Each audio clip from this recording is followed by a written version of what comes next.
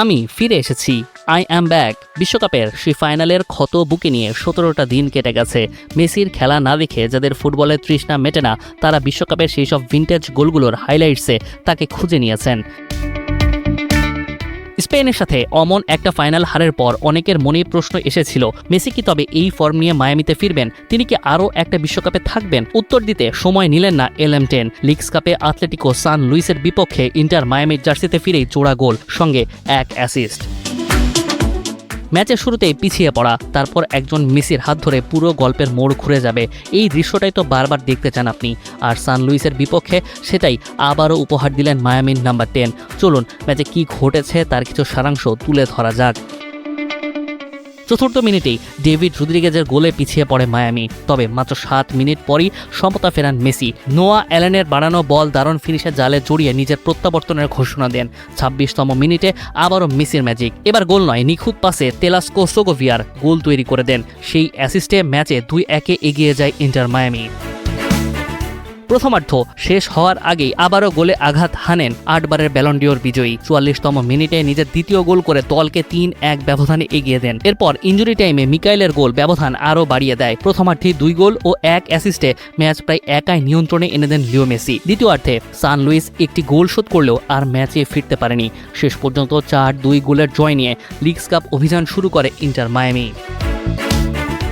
বিশ্বকাপের পর প্রথম ম্যাচে মেসি নেমেছিলেন অল্প সময়ের জন্য, তবে প্রথম ফুল টাইমেই দেখালেন নিজের আসল রূপ। লুইস সুয়ারেজ এই ম্যাচে ছিলেন না, তবে আক্রমণ ভাগের নেতৃত্ব দিয়ে মেসি বুঝিয়ে দিলেন বিশ্বকাপের হতাশা পেছনে ফেলে ক্লাব ফুটবলে তিনি আবারও প্রস্তুত। ক্লাবে যোগ দেওয়ার অল্প সময়ের মধ্যে মেসি মায়ামিকে 2023 সালে লিগস কাপের শিরোপা এনে দিয়েছিলেন। গত বছর ইন্টার মায়ামি আবারও ফাইনালে পৌঁছেছিল, কিন্তু সিয়াটলের কাছে 3-0 গোলে হেরে যায়। ম্যাচটি লুইস সুয়ারেজকে জড়িয়ে একটি হাতাহাতির মধ্য দিয়ে শেষ হয়েছিল।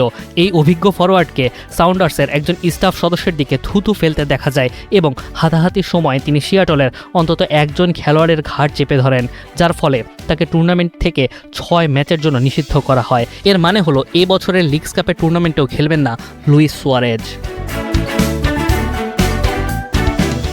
মেসির প্রত্যাবর্তনের এই ম্যাচে নতুন আরেকটি আকর্ষণের নাম ছিলেন কাসেমিরো।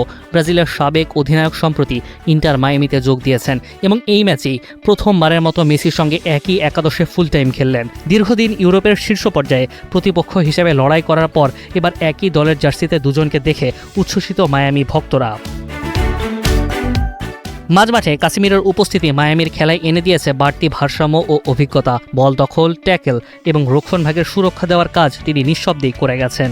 বিশেষ করে প্রথম দিকে গোল হজম করার পর যখন ম্যাচের নিয়ন্ত্রণ হারানোর শঙ্কা তৈরি হয়েছিল, তখন কাসেমিরোর শান্ত উপস্থিতি মায়ামিকে ছন্দে ফিরতে সাহায্য করে। মাঝমাঠ থেকে আক্রমণে বল সাপ্লাই, প্রতিপক্ষের আক্রমণ ভেঙে দেওয়া এবং সতীর্থদের জায়গা তৈরি করে দেওয়ার মতো কাজগুলোতে তিনি ছিলেন কার্যকর। ফলে মেসির সামনে নিজের ক্রিয়েটিভিটি ও ফিনিশিংয়ের পুরো মনোযোগ দিতে পেরেছেন। আর তাই তো ব্রাজিলিয়ান এই মিডফিল্ডারের মায়ামির জার্সিতে দ্বিতীয় ম্যাচে গোল বা অ্যাসিস্ট ছাড়াও ছিল বেশ ইতিবাচক অবদান। মেসি, কাসেমিরো, সুয়ারেজের এই কোলাবোরেশন দেখতে তাই তো নিয়মিত চোখ রাখতেই হবে ইন্টার মায়ামিতে। বিশ্বকাপ ফাইনালের হতাশা তো এক ম্যাচেই মুছে ফেলা যায় না, কিন্তু সান লুইসের বিপক্ষে 90 মিনিট অন্তত একটি স্পষ্ট বার্তা দিয়েছে, Messi still making the difference. Munim Shahriar, 71।